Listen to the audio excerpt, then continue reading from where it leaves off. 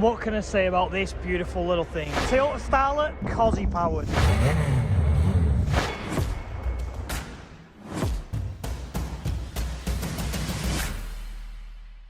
So welcome back to another video. We're at the Max Power Reunion Show 2023.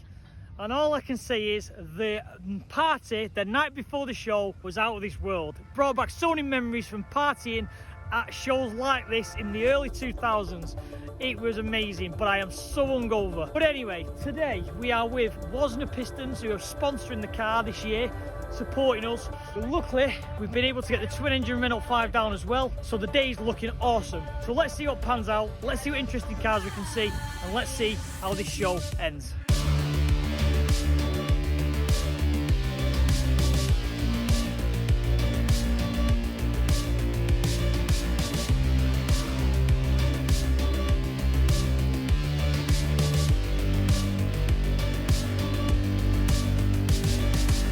What a sight. The two twin engine cars, this being obviously the original from 2001, which got me into twin engine vehicles. At the time, obviously, there was this one and the Golfs and sort of the Nova. There's a few others, but obviously that's what inspired me to build mine.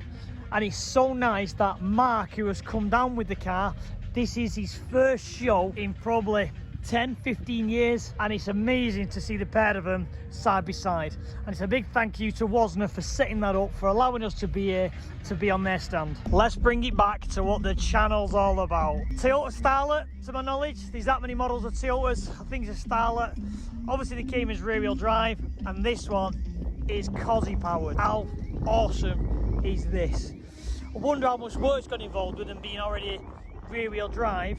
But I think it's awesome just to think this old school little 80s Starlet is Corsa powered, probably 400-ish horsepower. You never know with Corsies because there's that many, there's that many different things you can do that look stock. I love the little 5-speed badge on the rear, just super retro cool.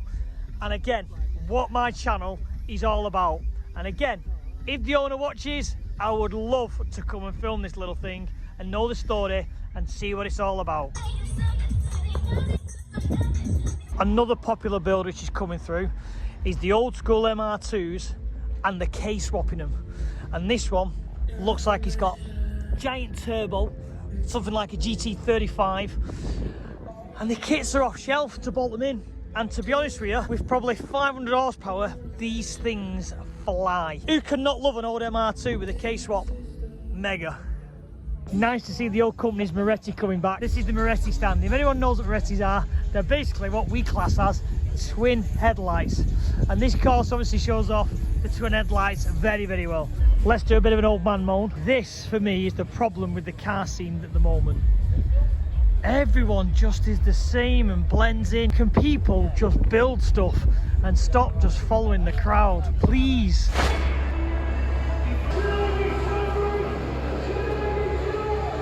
People explain who don't understand the Max Power era. This was late on. This was like it was 2008 Max Power. That's where the time where everything started getting a bit out. I won't say a bit out of hand. Everyone wanted to outdo everyone. Hence the start of stuff like suicide doors. You don't get that nowadays. Unfortunately, there's no individual builds for people. So it's nice to come here and see what it used to be like in early 2000s at the Max Power Live show at the NEC. And I remember this car because it had the livery off the Escort WRC Pilot Motorsport down the side. And I remember seeing it in all the magazines. I admit it looks very, very dated now, but again, for me, this show all comes back to nostalgia. To show you what it was like back in the day, here it was. So this was in every single magazine, and this is that car. The reunion show. Finally, we are here, and so here it is. If anyone remembers this, this is wide V6. It was built by a gentleman called Jet, and it was a massive car back in the day.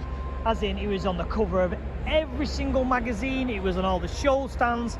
It was so well known because it had this like DTM body kit. It had some strange setup on the doors. It was on 22s air ride.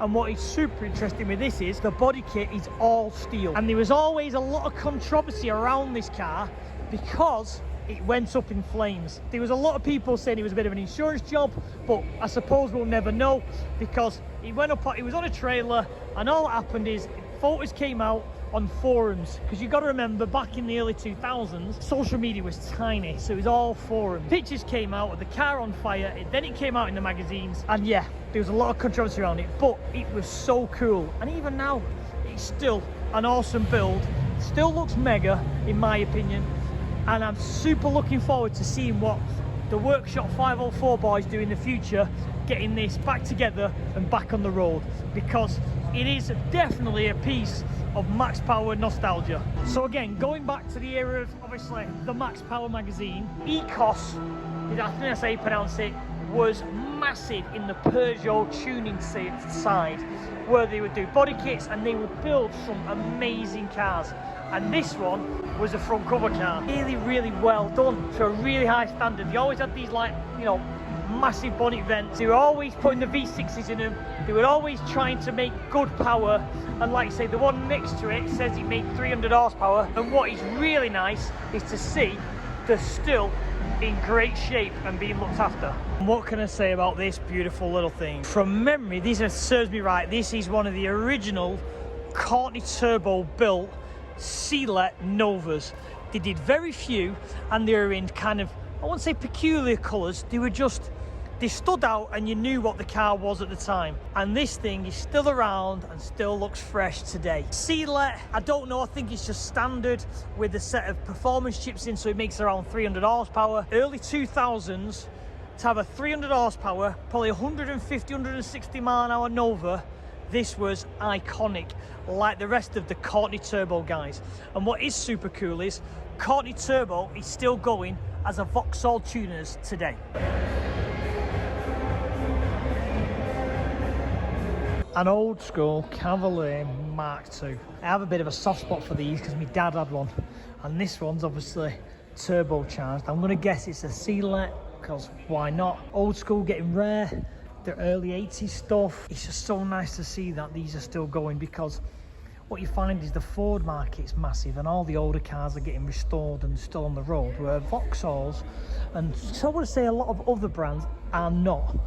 And this one is definitely keeping that candle alight for the old Cav Mark IIs.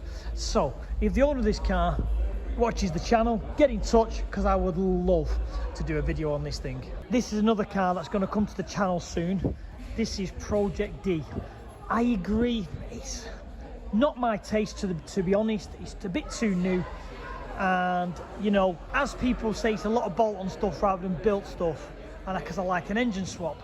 But this thing, the reason why I love this thing so much is the guy who owns this is a college tutor, and this is built by him and all the students, because when you're doing like a mechanics course at college, it gets boring and the kids turn off, they're not really interested. But we're doing something like this where it's cool, you know, it's interesting, it's different, it's about, you know, again, the Max Power era. The kids are super enthralled, and they are the next generation, the keepers to these cars. So I like the story behind it. We're going to find out more, and this will be coming to the channel very soon. So this is a little gem, just tucked away in a corner. This is a Gardini Turbo 5. Now, obviously not the rear engine version, this was still the front engine version. But what is cool about this is it's just old school retro. Me and a friend had like a midlife crisis moment. I bought an old Uno Turbo and he bought one of these, and we gave £300 for one, which was in near mint condition. So it's nice to see another one still going. So this is an example of the back end of the Max Power era, where everyone had to outdo everyone else. So the more crazier and, let's be honest, uglier the car is, the more attention it got. And Pioneer was the company that did a lot of Rover body kits, and they were definitely not to my tasting, but my god, they stood out. And I'm surprised these cars are still existing and the body kits still existing, because they were just, obviously, as you can see, full of fiberglass, full of filler, and they never aged well. And also with the Pioneer cars, they were always airbrushed for some reason. Again, goes back to everyone had to outdo everyone else.